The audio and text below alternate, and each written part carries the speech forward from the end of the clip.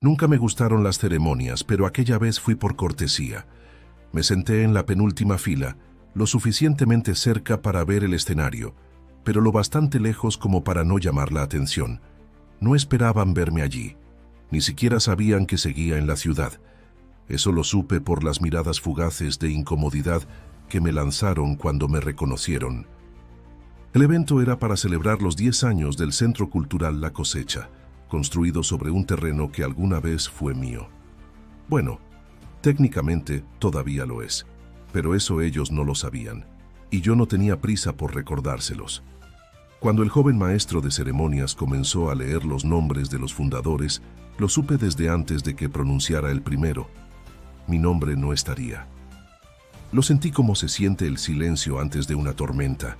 Había algo deliberado, una omisión construida con esmero.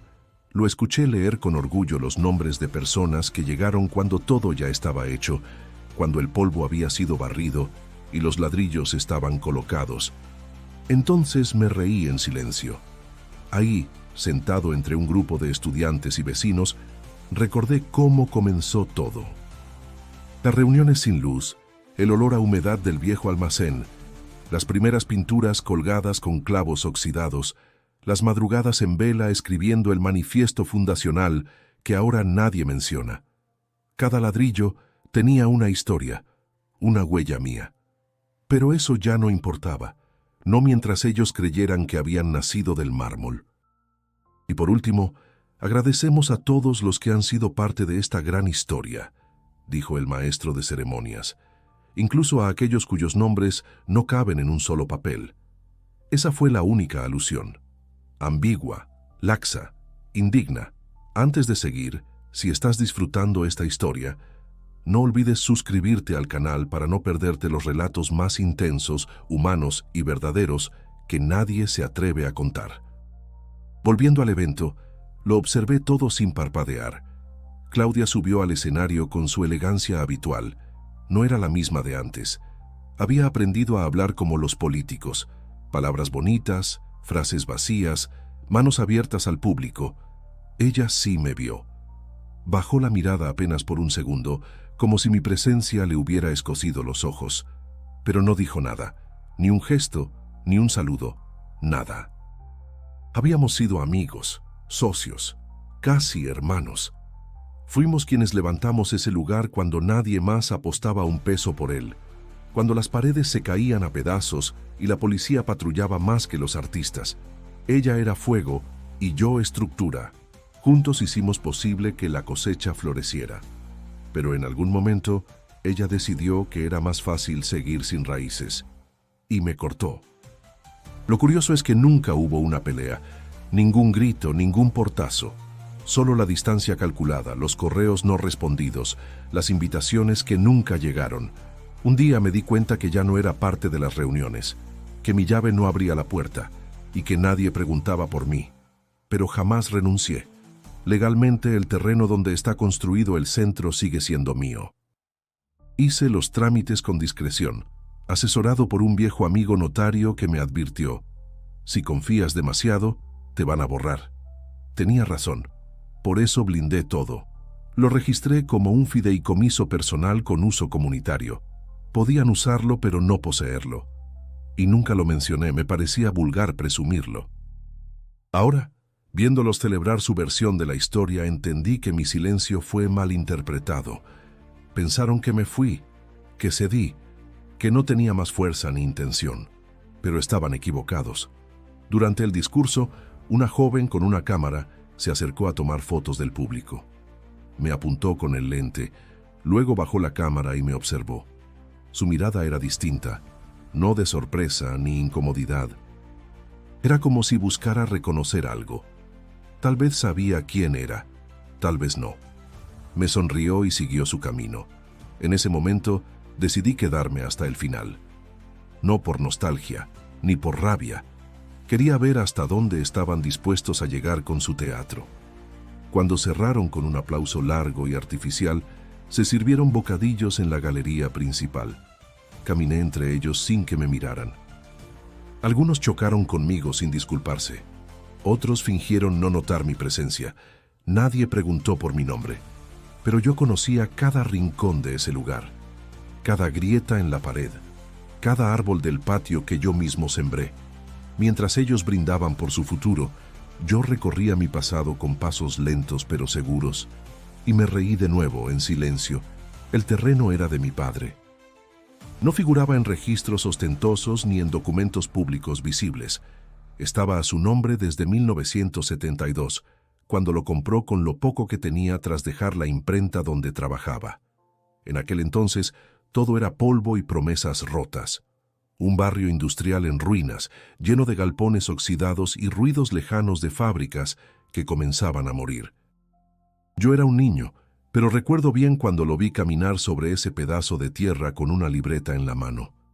«Aquí se va a sembrar algo», me dijo. No sabía a qué se refería. Años después entendí que no hablaba de cemento, sino de ideas.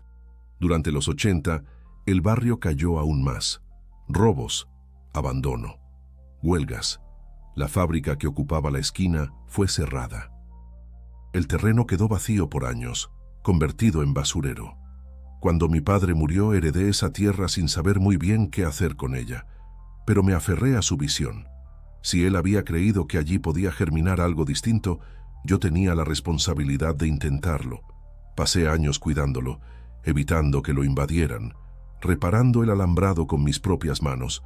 Nadie entendía por qué lo hacía. Algunos vecinos se reían. «Déjalo, mejor véndelo». Pero no. Era lo único tangible que me conectaba con él, y algo dentro de mí sabía que ese espacio aún no había cumplido su destino. Fue durante la crisis del 94 cuando decidí abrir el portón por primera vez.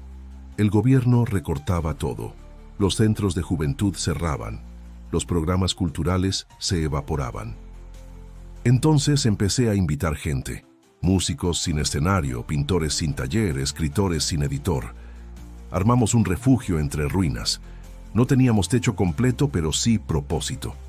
Aquello fue el primer germen de lo que luego llamarían espacio cultural. Todo era voluntario, improvisado, sin permisos ni protocolos, pero funcionaba, porque era real. Con el tiempo se fue sumando más gente. Ahí fue donde conocí a Claudia. Era joven, combativa, llena de ideas frescas. Tenía una energía difícil de ignorar. Se convirtió en mi mano derecha. Luego llegaron otros. Formamos la cooperativa como una forma de protección, para que no nos clausuraran, para que nos tomaran en serio. Fue un paso arriesgado. Muchos desconfiaban, pero yo insistí. Era mejor organizarse que desaparecer. Lo que no sabía era que esa estructura, que nació como escudo, terminaría por convertirse en la puerta por donde me sacarían. El acuerdo era simple. Yo cedía el uso del terreno, ellos gestionaban el contenido. Firmamos documentos provisionales, así les llamaron. Decían que era mientras resolvíamos la figura legal ideal. Yo, ingenuo quizás, confié. No tenía abogado presente, solo fe en las personas. Con el paso de los años, lo que empezó como una asamblea horizontal se fue verticalizando. Las decisiones comenzaron a tomarse en comités cerrados. La palabra cooperativa se volvió etiqueta. Claudia comenzó a destacar. Salía en entrevistas, la invitaban a congresos, y cada vez hablaba menos de nosotros y más de ella y su equipo. No me molestaba su éxito, me molestaba el olvido. La transformación del espacio fue radical. Pintaron murales, construyeron aulas, trajeron becas. Algunos antiguos colaboradores se fueron, cansados del nuevo ritmo. Otros llegaron, emocionados por lo que veían como un proyecto vanguardista. Yo me mantuve al margen, pero presente. Cada tanto proponía ideas, organizaba talleres pequeños, participaba en las reuniones. Hasta que un día ya no me avisaron más. No hubo confrontación, solo ausencia. Como si un día alguien hubiera decidido borrar mis huellas. Recuerdo haber preguntado por qué no me incluían más en las decisiones. Me dijeron que los nuevos estatutos priorizaban perfiles activos, vinculados a las líneas actuales del proyecto. Sonaba bonito, pero en el fondo significaba que ya no era útil para la imagen moderna que querían proyectar. y lo acepté, o eso creí, hasta el día en que vi mi nombre omitido por completo de la historia oficial. Ese día supe que habían cruzado un límite. No por el ego, sino por la memoria, porque negar el origen es condenarse al vacío. Volví a casa con una mezcla de tristeza y determinación. Subí al altillo donde guardaba viejas cajas. Entre actas amarillas, fotografías dobladas y cartas sin abrir, encontré lo que necesitaba. El expediente original del terreno, sellado, firmado, intacto. Lo leí despacio, como si redescubriera un mapa. Allí estaban todas las cláusulas, incluyendo una que había olvidado por completo. Una que cambiaría el rumbo de todo. Pero aún no era momento de actuar. Todo cambió con la llegada de aquel fondo internacional. La noticia corrió como pólvora. Una fundación europea había decidido invertir en proyectos culturales de América Latina, y la cosecha era uno de los seleccionados. Era un premio, decían. Un reconocimiento al esfuerzo, al impacto, a la innovación. Pero yo no lo vi así desde el principio. Había algo en la forma en que lo anunciaron, en los rostros de Claudia y su nuevo equipo, en la euforia de sus palabras, en la rapidez con que todo se movió.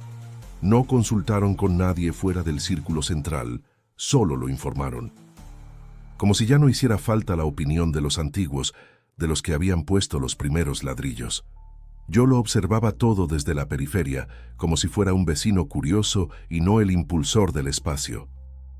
Los nuevos nombres que aparecían eran jóvenes, vestidos de manera impecable, con laptops bajo el brazo y un vocabulario lleno de términos que no usábamos antes. Incubadoras, residencias creativas, sinergias transversales. Una tarde me acerqué al centro a dejar unas herramientas que aún prestaban del viejo almacén. En la entrada había un cartel nuevo, con el logo del Fondo Internacional y un lema pomposo: reconstruyendo desde la raíz. Me quedé mirándolo varios segundos. Irónico, pensé. Ellos creían estar plantando algo donde ya existía un bosque. Quise entrar. Saludé al guardia, que apenas me reconocía. Le pedí ver a Claudia. Me dijo que estaban en reunión. Pregunté si podía esperar. Me indicó una silla. Esperé 40 minutos. Cuando finalmente me hicieron pasar, no fue a la sala común de siempre, sino a una oficina con paredes de vidrio y sillones de diseño. Claudia estaba con 3 personas, todos con gafetes colgados del cuello. Sonrieron sin emoción. «Hola», dije. «Solo quería saludarte y ver cómo va el proyecto». Claudia asintió, cortés pero distante. Me presentó con formalidad. «Él es uno de los primeros impulsores del espacio», dijo como si hablara de un abuelo lejano. «Escuché lo del fondo. Felicidades», dije. Uno de los presentes, un hombre con acento extranjero, respondió con entusiasmo. «Gracias, es una gran oportunidad, pero también un desafío institucional. Estamos profesionalizando todo, reorganizando estructuras, fortaleciendo vínculos. ¿Me entiendes?» «Más de lo que cree», respondí. Claudia aprovechó para explicar que con el nuevo esquema se requería una actualización del consejo directivo, que estaban depurando los perfiles para facilitar la interlocución con los organismos internacionales. «¿Y eso qué implica para mí?», pregunté. Se miraron entre ellos. Claudia respiró hondo. «No estás en la nueva lista de representantes», dijo. «No es nada personal, solo estamos alineando el equipo con las exigencias del programa». «Entiendo», contesté sin levantar la voz, «pero el terreno sigue siendo mío, ¿no?». El silencio fue palpable. Nadie respondió de inmediato. Claudia bajó la mirada. El extranjero frunció el ceño. Al final, otro de los asistentes, una mujer joven con una tablet en la mano, dijo: «El uso está bajo el acta de cesión de la cooperativa firmada en 2011. Eso es lo que tenemos registrado». «Provisional», aclaré. «Acta provisional. Así lo dice el documento. ¿O ya lo olvidaron?». No insistí más. Me levanté. Agradecí su tiempo y salí. Caminar por el pasillo del centro después de eso fue como caminar por un lugar ajeno. Las paredes tenían nuevos murales, Las aulas estaban llenas de gente que no conocía. Nadie me saludó. Era como si yo fuera un visitante accidental, pero por dentro ardía una certeza. Lo habían borrado todo menos lo esencial. Esa noche no dormí, no por rabia, sino por lucidez. Entendí que no era solo cuestión de reconocimiento, era una lucha por la verdad, por la memoria, por lo que se construye desde el barro, no desde las becas. A la mañana siguiente, volví a leer el expediente del terreno, línea por línea. Y allí estaba, una cláusula escondida pero válida, que establecía que la propiedad del espacio seguía vinculada a mi nombre bajo un esquema fiduciario de uso condicionado. Si se rompía el espíritu fundacional, el fideicomiso podía revocarse. Era legal, era real, y nadie lo recordaba. Guardé los papeles en un sobre manila. Caminé por mi casa como si llevara dinamita. Tenía en mis manos una posibilidad, no una venganza, una reivindicación. Pero no iba a actuar con ira, iba a hacerlo con precisión, porque ahora entendía que borrar mi nombre no era el final de mi historia. Era apenas el inicio de su redención. Durante años guardé cajas sin abrir en un armario de metal oxidado. Eran carpetas, sobres, facturas, copias de actas, planos, fotografías viejas. En su momento, todo parecía simple archivo muerto. Pero ahora cada hoja era una hebra de la telaraña que sostenía la verdad. Me dediqué a revisar documento por documento. No tenía prisa. Necesitaba entender cada detalle antes de mover una sola ficha. Fue así como encontré la cláusula olvidada. Estaba en un contrato firmado con letra temblorosa por el abogado que me ayudó en 2006. Una figura que entonces consideramos simbólica, un blindaje moral más que legal. Pero ahora era una bomba dormida. Decía, con claridad, el titular del terreno cede en comodato el uso del mismo a la cooperativa cultural, bajo condición de mantenimiento del principio fundacional de inclusión comunitaria, sin fines de lucro, ni privatización directa o indirecta. El incumplimiento podrá motivar la revocación unilateral del comodato y la restitución del espacio al fideicomiso original, subrayado, firmado, con 2 testigos, y no había expiración. Eso era lo más importante. Sentí que me corría un escalofrío. Era como encontrar una carta de mi padre escrita desde el más allá, una forma de recordarme que había sido precavido incluso en medio de la confianza. Que nunca entregué del todo aquello que construí. Quise asegurarme de que no era una ilusión, así que llamé a don Rafael Domínguez, el abogado que me había acompañado desde que inicié con el proyecto. Tenía más de 80 años, pero su voz seguía firme. Acordamos vernos al día siguiente. Nos encontramos en su despacho, un lugar que parecía no haber cambiado en 40 años. La misma máquina de escribir, el mismo perchero, el mismo portarretratos con su difunta esposa. Le mostré los documentos. Leyó en silencio, con una lupa gruesa. Tardó 15 minutos. Al terminar, levantó la vista y asintió con gravedad. «Está vigente», dijo. «Nadie ha modificado esto, y si intentaron hacerlo, no lo hicieron de forma legal». «¿Y puedo actuar?» «Puedes, pero no debes apresurarte. Hay caminos. Este documento te da poder, pero si lo usas como un hacha, lo destruyes todo». «No quiero destruir», le dije. «Quiero restaurar».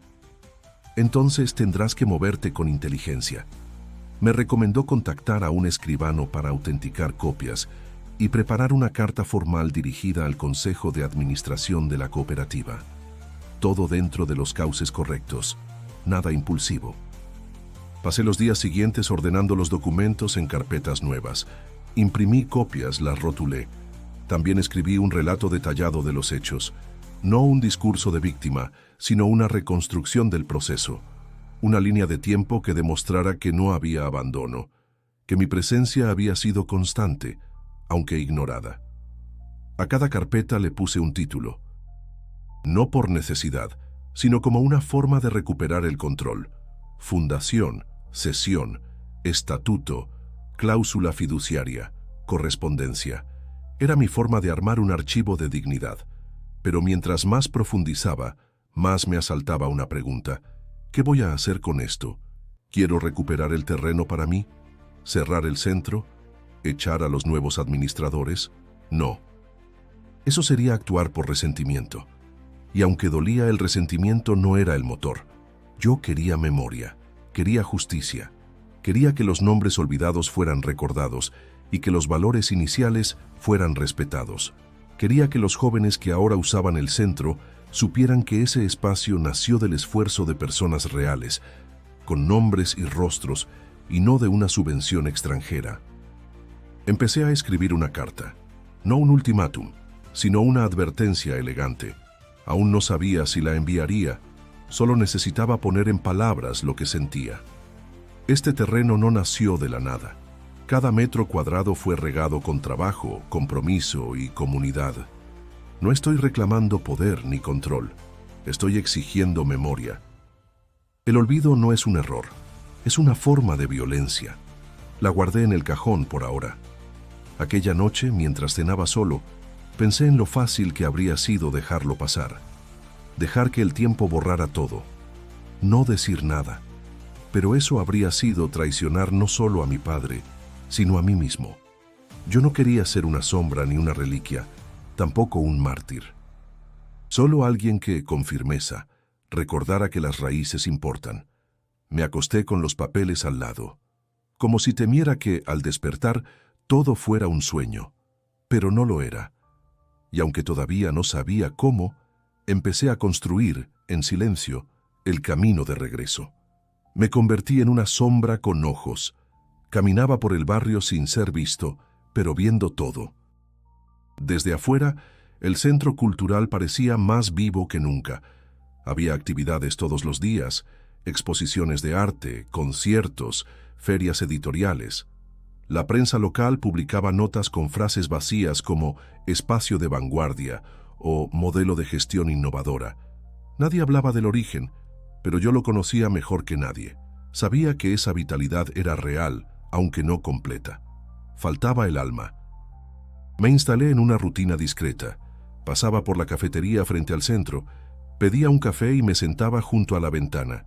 Desde ahí podía ver entrar y salir a los nuevos administradores. A Claudia, siempre apurada, siempre sonriente. A los jóvenes voluntarios con sus carpetas llenas de entusiasmo. A los artistas invitados con aire de celebridad. Un día, mientras revisaba los documentos en mi laptop, escuché una conversación en la mesa de al lado. Dos chicos hablaban sobre la historia del centro. Uno decía que lo había fundado una red de artistas en 2012. El otro mencionaba vagamente que alguien mayor había ayudado al principio, pero que no sabían quién. Me mordí el labio. Estaban hablando de mí como si fuera una anécdota borrosa. Ni siquiera un nombre, un eco. Decidí probar algo. Redacté una carta dirigida al Consejo del Centro. Formal, serena, pero firme. Expresaba mi preocupación por la omisión de la historia fundacional, mencionaba la cláusula fiduciaria y solicitaba una reunión. La firmé con nombre completo. La envié por correo electrónico y también en físico, con acuse de recibo. Una semana después, recibí una respuesta escueta. Agradecemos su interés. Por el momento, no está prevista una revisión de la estructura de gobernanza.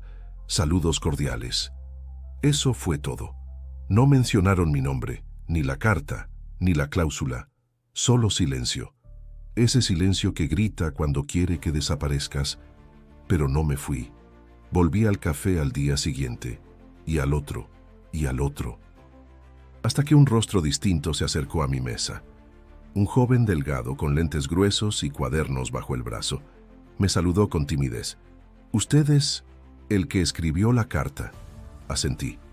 «Soy Tomás. Trabajo en el archivo del centro». «Bueno», colaboró. «Vi su nombre en unos documentos viejos, pero ya no están en el sistema digital. Solo en papel». Me llamó la atención. Me pidió permiso para sentarse. Le conté parte de la historia. No todo, solo lo justo. Él escuchó con atención, tomando notas. Me hizo preguntas. Quería entender. No se sorprendió. Parecía más bien aliviado de saber que había una verdad detrás del mito. Días después, Me trajo copias escaneadas de documentos originales, actas de las primeras reuniones, listas de talleres, fotografías. Había pruebas claras de mi participación, de mi presencia constante durante los primeros años. Le agradecí. Me dijo que él también sentía que algo estaba mal, que no era justo. No fue el único. Empezaron a llegarme mensajes anónimos por redes sociales. Jóvenes que trabajaban en el centro, artistas que alguna vez colaboraron conmigo, vecinos. Me contaban que sabían quién era, que no estaban de acuerdo con cómo me habían apartado, que recordaban. Una tarde, alguien filtró una de mis cartas al consejo y la publicó en un foro cultural. No sé quién fue, pero a partir de ahí comenzaron los murmullos. El terreno no es del centro. El fundador fue borrado. Hay un conflicto silencioso. El ambiente dentro del centro se volvió tenso. Lo supe por lo que escuchaba en el café, por los mensajes, por los rostros. Claudia dejó de aparecer tan seguido. En su lugar, mandaban a una coordinadora a dar la cara. Había una sensación generalizada de incomodidad, como si alguien hubiera abierto una herida que nadie quería mirar. Mientras tanto, yo seguía caminando por el barrio. Nadie me detenía. Algunos me reconocían, bajaban la mirada. Otros me saludaban con respeto, casi en secreto. Pasaba por el pasillo lateral del centro, donde una vez sembramos un árbol de jacaranda. Todavía estaba ahí, alto, firme, florecido. Me detuve a mirarlo y supe que todo estaba empezando a moverse, no por imposición, sino porque la verdad tarde o temprano empuja desde abajo. No era necesario gritar, solo estar en silencio, pero con raíz. La grieta ya estaba abierta. No era visible desde fuera, pero se sentía al cruzar la puerta del centro. Había tensión en el aire. Las conversaciones eran más cortas, los saludos más forzados. Lo supe porque algunos de los jóvenes que antes me ignoraban, ahora me buscaban con la mirada cuando me veían pasar por la acera de enfrente. Tomás fue el primero en hablarme abiertamente. «Están nerviosos», me dijo una tarde, mientras hojeábamos un cuaderno de actividades de 2013. «Saben que el tema se está esparciendo». Me mostró correos que circulaban entre los voluntarios, intentos de controlar la narrativa. Decían que había un individuo con reclamos infundados, queriendo enturbiar el presente. No mencionaban mi nombre, pero todos sabían de quién hablaban. Era yo, el innombrable, el que incomodaba con su sola existencia. Lo curioso es que no había hecho nada más que estar. No había iniciado ninguna acción legal, no había dado entrevistas, no había hecho públicas mis pruebas. Solo había dejado que otros descubrieran lo que ya era evidente. Una mañana Tomás me entregó un sobre manila con documentos internos. Entre ellos, una copia de la reforma estatutaria de 2018, donde se eliminaba toda referencia a los fundadores originales, firmada por Claudia y 3 personas más. Allí entendí que no se trataba de un descuido. Había sido intencional. Una operación quirúrgica para desaparecer cualquier rastro de origen incómodo. ¿Por qué hicieron esto?, le pregunté. Porque tú eras una amenaza para su relato. Era más fácil decir que todo empezó con ellos. Sentí una mezcla extraña de tristeza y claridad. Me habían borrado no por olvido, sino por cálculo. Fue entonces cuando surgió la carta anónima. La publicó alguien en una red interna del centro, dirigida a todos los que aún creen en la verdad. Era un texto breve, directo, sin firma. ¿Sabías que el terreno del centro cultural no pertenece a quienes lo administran? ¿Sabías que existe un fundador ignorado, borrado, desplazado, cuyo nombre ya no se pronuncia? No es ficción, es omisión. Pregunta, investiga, recuerda. Esa carta se volvió viral en círculos culturales. Algunos la compartieron por curiosidad, otros por indignación. Empezaron a surgir hilos de discusión, fotos antiguas, testimonios de quienes me conocieron. La narrativa oficial empezaba a resquebrajarse. Claudia convocó una reunión de emergencia con el equipo. No me invitaron, por supuesto, pero supe lo que ocurrió. Gente que aún me respetaba me lo contó con discreción. Ella negó todo. Dijo que yo había cedido voluntariamente, que no había documentos vigentes, que eran ataques externos. Pero su tono no convenció. No era firme, era defensivo. Una semana después, pasé por el centro como siempre. Alguien me saludó con un gesto leve. Otro me ofreció café desde la ventana de la cocina comunitaria. Ya no era el fantasma, era una figura que despertaba preguntas, que no podían seguir ignorando. Fui hasta el jardín. El jacaranda seguía allí, y a su sombra, dos jóvenes leían un cartel colocado en una de las paredes. Era una cronología del centro. Fechas, fotos, nombres. Busqué el mío. No estaba. Pero alguien, no sé quién, había escrito con marcador negro en la parte inferior. ¿Y el fundador? Nadie lo había borrado. Esa noche me llegaron 3 mensajes al teléfono. Números desconocidos. Uno decía: gracias por lo que hiciste, ahora lo sé. Otro: no todos estamos de acuerdo con lo que hicieron. El tercero simplemente: perdón. No respondí ninguno. No necesitaba respuestas, solo hechos. Y los hechos estaban ocurriendo. No por venganza, no por presión, sino por algo más poderoso, la conciencia colectiva despertando. Las grietas no se reparan tapándolas, se sanan al mirarlas, al nombrarlas, y el centro estaba empezando a mirarse al espejo, tal vez con vergüenza, tal vez con confusión, pero ya no podían fingir que yo no existía. Claudia aún no me había buscado, no esperaba que lo hiciera. La conocía bien, sabía que necesitaba tiempo. Orgullo herido, miedo expuesto, autoridad tambaleante, pero el silencio ya no le funcionaba. Ahora yo caminaba por los pasillos del centro como un visitante incómodo, pero real. La gente me veía. Algunos me evitaban, otros me saludaban, pero nadie podía decir que no sabían, y eso, aunque no era justicia plena, era el primer paso hacia ella. Una tarde de jueves, recibí un correo firmado por el nuevo comité directivo del centro. El asunto era simple: invitación a diálogo informal. No mencionaban la palabra conflicto, ni reconocimiento, ni revisión. Solo eso, diálogo. Me pareció una manera elegante de controlar la situación sin ceder públicamente, pero acepté. La reunión se programó para el lunes siguiente, a las 5 de la tarde. En la invitación aclaraban que sería de carácter confidencial y no vinculante. Es decir, querían escucharme, pero no prometían nada. Perfecto.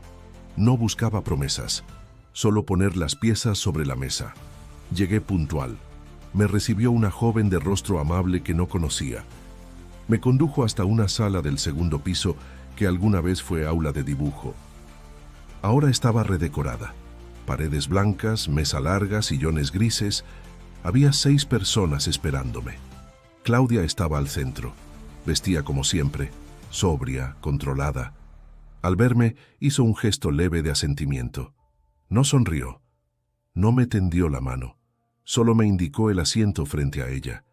No había cámaras ni grabadoras, solo una carpeta sobre la mesa. Iniciaron agradeciéndome por acudir. Dijeron que querían escuchar todas las voces, que era parte del espíritu plural del proyecto. Palabras pulidas, formalidad cuidada. Me dejaron hablar primero. Lo hice sin enojo. Les recordé cómo empezó todo. Conté de las madrugadas colocando ladrillos, de las asambleas con velas cuando no había luz, de los talleres improvisados con sillas prestadas, no para despertar lástima, sino memoria. Porque era necesario que volvieran a escuchar la verdad desde una voz viva. Cuando terminé, Claudia tomó la palabra. Reconoció que pudo haber errores en la transición institucional. Habló de la dificultad de mantener el equilibrio entre origen y crecimiento. Dijo que nadie quiso excluirme intencionalmente, pero que quizás la dinámica se aceleró más de lo esperado. Nunca se trató de borrarte, dijo. Solo que el proyecto tomó otro rumbo. No tienen que explicarlo, respondí. Solo reconocerlo. Hubo silencio. Entonces saqué la carpeta que llevaba conmigo. La abrí despacio. Coloqué sobre la mesa una copia del contrato fiduciario, subrayado. Les mostré la cláusula. Les recordé que el uso del terreno estaba condicionado y que yo seguía siendo el titular legal. Uno de los miembros del comité, un abogado joven, tomó el papel con cuidado. Lo leyó. Buscó la firma. La reconoció. Claudia lo sabía. La vi en sus ojos. No era sorpresa. Era resignación. No he venido a desalojarlos, dije. No quiero cerrar el centro, pero sí quiero que se diga la verdad. Quiero que se reconozca el origen, que no se niegue lo que fue, ni a quién lo hizo posible. ¿Qué estás pidiendo exactamente?, preguntó otra de las presentes. Memoria y reparación simbólica, que mi nombre vuelva a los registros, que la historia se cuente completa, que no se repita la exclusión. Claudia guardó silencio unos segundos. Luego, en voz baja, dijo: «Lo hablaremos, pero necesitará tiempo». «Tienen 7 días», respondí. «Si no, activaré el proceso de revocación del comodato. Legal y formalmente». No lo dije como amenaza, lo dije como verdad. Nos despedimos sin apretón de manos. Al salir, uno de los más jóvenes se me acercó y me susurró: «Gracias por no rendirse». Caminé de regreso al barrio con una mezcla de calma y firmeza. Había hecho lo que debía. No pedí protagonismo ni venganza, solo justicia en forma de recuerdo. Los días siguientes fueron tensos. No hubo respuesta inmediata, pero el movimiento interno era evidente. Algunos colaboradores comenzaron a hablarme directamente. Me ofrecieron entrevistas, las rechacé. Este proceso no era para las cámaras, era para el alma del espacio.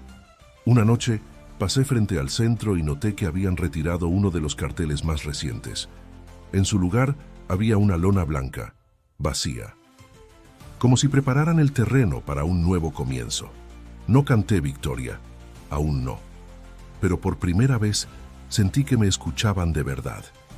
Y en esa escucha empezaba a brotar algo parecido a la redención. El evento no se anunció públicamente como una rectificación.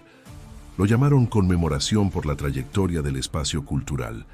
Un título ambiguo, diseñado para no incomodar a nadie. Pero yo sabía lo que significaba. Era el gesto que prometieron. La respuesta a mi carpeta, a mi presencia, a mi silencio activo. Era su forma de decir: «Te vimos». Recibí la invitación por correo electrónico, firmada por el nuevo comité. No venía con adornos ni justificaciones, solo una fecha, una hora y un lugar. El patio central del centro, donde alguna vez sembramos el primer árbol. Acepté.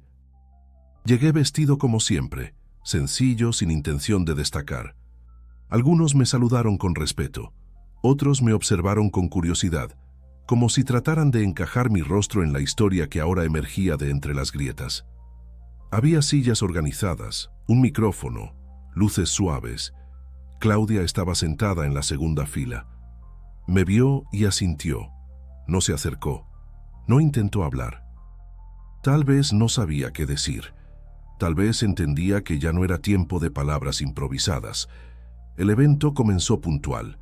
Una joven presentó el acto con voz pausada. Habló de los 10 años del centro, de los logros alcanzados, de la comunidad construida. Luego, sin transición evidente, leyó una lista de personas clave en la historia del lugar. Mi nombre apareció en el lugar número 11. No hubo aplauso particular, ni pausa, ni mirada. Solo la mención, sencilla, clara. Fue suficiente. No esperaba homenajes, solo presencia. Y ahí estaba, mi nombre, resonando por primera vez en un espacio del que nunca debía haber sido excluido. Después, revelaron una placa de mármol adosada a una pared lateral. No estaba en la entrada principal ni en el escenario. Estaba al fondo, cerca del jardín. En ella, varios nombres tallados con el título Colaboradores Fundacionales. Mi nombre aparecía al final de la tercera columna. Pequeño, discreto, casi oculto entre muchos. Me acerqué sin apuro. Nadie me acompañó, nadie me detuvo. Leí cada línea. Al llegar al mío, me detuve unos segundos. Sonreí en silencio. No por vanidad, sino por justicia. No necesitaba una estatua, solo una verdad reconocida.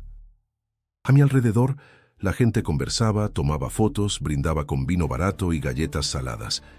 Era una celebración contenida, más institucional que emocional. Pero detrás de los discursos y los decorados había algo que no podían disfrazar: el cambio. Ahora sabían, ahora no podían decir que no. Claudia se me acercó al final del evento. Nos miramos por unos segundos. No hubo reproches. Solo una frase, dicha con voz baja. Nunca fue mi intención hacerte daño. Lo sé, respondí. Pero lo hiciste igual. Asintió. No lloró. No pidió perdón. Pero su mirada no era la misma. Estaba cansada. O tal vez simplemente humana. Gracias por no destruir lo que construimos, añadió. No vine a destruir, le dije. Vine a recordarles de dónde venimos. Nos despedimos con un leve apretón de manos. Frío, formal, suficiente. Antes de irme, caminé una vez más por el patio. Escuché a dos jóvenes hablar sobre la placa. Uno preguntaba quiénes eran esos nombres. El otro respondió que eran los primeros que trabajaron en el lugar, mucho antes de que se llamara Centro Cultural. Escucharlos fue suficiente. La historia comenzaba a ser contada otra vez, tal vez incompleta, pero más real. Me senté en la banca junto al árbol de jacaranda. A su sombra todo parecía más claro. Ese árbol había crecido con nosotros. Lo plantamos cuando aún no sabíamos si resistiría el clima, la sequía, el abandono. Pero ahí estaba, firme, florecido, como si también supiera que el tiempo pone todo en su sitio. Miré la placa una vez más. Alguien le tomaba una foto con el celular. Tal vez un estudiante o un visitante, tal vez un curioso. No importaba. Lo importante era que ya no podían borrar mi nombre sin romper la piedra. Y eso, en un mundo donde todo es efímero, era más de lo que había esperado. Me levanté y salí del lugar como quien deja una carta entregada, un ciclo cerrado, una deuda saldada, pero aún faltaba un gesto más, uno que no sería simbólico, sino definitivo. Pude haberme detenido ahí. Había recuperado mi nombre, había sido reconocido, había visto cómo la historia comenzaba a corregirse. Para muchos, eso habría sido suficiente. Para mí, no del todo. No porque quisiera más aplausos, sino porque sabía que la herida solo había sido cubierta, no cerrada. El terreno seguía bajo mi nombre, bajo una estructura jurídica que me daba el poder de decidir. Y ese poder mal usado podía convertirse en arma en manos equivocadas. No quería que eso ocurriera después de mí. Pasé varias semanas consultando con don Rafa. Le pedí que revisara el fideicomiso original y me ayudara a redactar una figura nueva, algo que trascendiera a las personas, los cargos, las épocas. Quería asegurarme de que, pase lo que pase, ese espacio jamás pudiera ser vendido, privatizado ni manipulado con fines ajenos a la comunidad. Fue así como nació la idea de la nueva fundación. No sería una entidad ligada a un partido ni a una cooperativa. Sería un fideicomiso independiente, sin ánimo de lucro, con un consejo rotativo de vecinos, artistas y docentes del barrio. La cláusula principal era simple y directa. El terreno conocido como la cosecha queda blindado jurídicamente contra todo intento de apropiación privada o uso lucrativo, y será administrado por un consejo comunitario elegido cada 5 años. No se podía vender, no se podía heredar, no se podía modificar sin acuerdo unánime del consejo y de los firmantes del acta fundacional. Y en esa acta pedí incluir una línea, no por ego, sino por principio: fundador, guardián y testigo silencioso. Don Rafa sonrió al leerla. Poético, pero preciso, dijo. El proceso tomó 3 meses. Hubo trabas, revisiones, trámites. Algunos miembros actuales del centro mostraron reservas. Temían perder control. Otros lo celebraron como un acto de justicia. Tomás, que ahora tenía voz dentro del equipo, fue quien más empujó para que todo se concretara sin conflicto. Cuando firmé el acta final, lo hice con calma. Sabía lo que representaba. No era una renuncia. Era un legado puesto a salvo, como quien entierra una semilla sabiendo que no verá el árbol, pero confiando en su sombra futura. Al terminar, le entregué a Claudia una copia del documento. Nos vimos por última vez en una oficina simple, sin testigos. Me agradeció, esta vez con sinceridad. «Esto es más grande que todos nosotros», me dijo. «Siempre lo fue», respondí. «No hicimos promesas, no hicimos planes. Solo nos dimos la mano como dos personas que, habiendo compartido la creación, también supieron asumir la reparación. Los días siguientes los pasé en casa, en silencio. No había celebraciones, ni fotos, ni artículos de prensa. Tampoco los busqué. La historia estaba, por fin, completa, y ya no necesitaba defensores. El centro siguió con sus actividades, nuevos talleres, nuevas generaciones, nuevas exposiciones. Cada tanto pasaba por allí, ya sin necesidad de entrar. Me bastaba con saber que estaba vivo, que pertenecía al barrio, que nadie más podía reclamarlo como trofeo. Un sábado por la tarde, don Rafa vino a visitarme. Traía pan dulce y una botella de mezcal. «Hoy cerramos un ciclo», me dijo. «Brindamos por eso, por los ciclos que se cierran sin ruido, por las batallas que se ganan sin gritar, por las verdades que, aunque tarden, encuentran su lugar». Cuando se fue, caminé hasta la esquina. Desde ahí podía ver la fachada del centro. Una pareja joven salía con su hija pequeña, que sostenía un dibujo en las manos. Me pareció el símbolo perfecto. En ese instante entendí que el terreno ya no era mío, y al mismo tiempo lo era más que nunca, porque ya no dependía de mí, ni de Claudia, ni de ninguna firma. Pertenecía al tiempo, a la comunidad, a todos los que lo cuidaran como se cuida algo sagrado. Me despedí en silencio, no de las paredes, ni de los árboles, ni de las memorias. Me despedí del peso que cargué durante años, de la lucha que ya no necesitaba pelear, y caminé de regreso a casa con la tranquilidad de quien no ganó una guerra, pero recuperó su nombre. El terreno sigue siendo mío. No porque esté inscrito en un papel, ni porque lo proteja una cláusula legal. Es mío porque forma parte de mí, porque lo caminé antes de que existiera siquiera una idea, porque le di nombre cuando era solo escombro, porque sembré allí la esperanza de que algo distinto era posible. Volví semanas después, sin avisar, sin motivo concreto. Solo sentí la necesidad de verlo una vez más. Ya no como el hombre que exige, ni como el que fue excluido, sino como el que acompaña desde lejos, como quien mira crecer algo que ayudó a plantar. El centro estaba lleno de vida. Niños jugando en el patio, jóvenes organizando mesas, música suave saliendo desde una de las aulas. Nadie me miró con extrañeza. Algunos me saludaron con naturalidad. Era uno más. Ya no un espectro ni una figura incómoda. Y eso era todo lo que necesitaba. Pasé junto a la placa. Estaba limpia. Alguien la cuidaba. Un ramo de flores secas descansaba a un costado. Tal vez de alguna madre agradecida, de algún artista emocionado, o simplemente de alguien que entendía lo que representaba. Me quedé observando un rato. Una joven se me acercó. No tendría más de 20 años.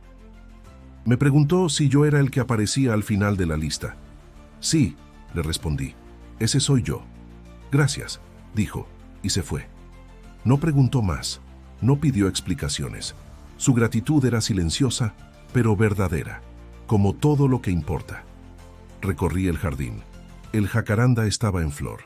Sus pétalos violetas cubrían el suelo como una alfombra sutil. Me senté bajo su sombra, como solía hacer en los inicios. Cerré los ojos y dejé que el sonido del lugar me envolviera. Risas, pasos, voces, vida. Recordé los días de polvo, de esfuerzo, de noches sin dormir.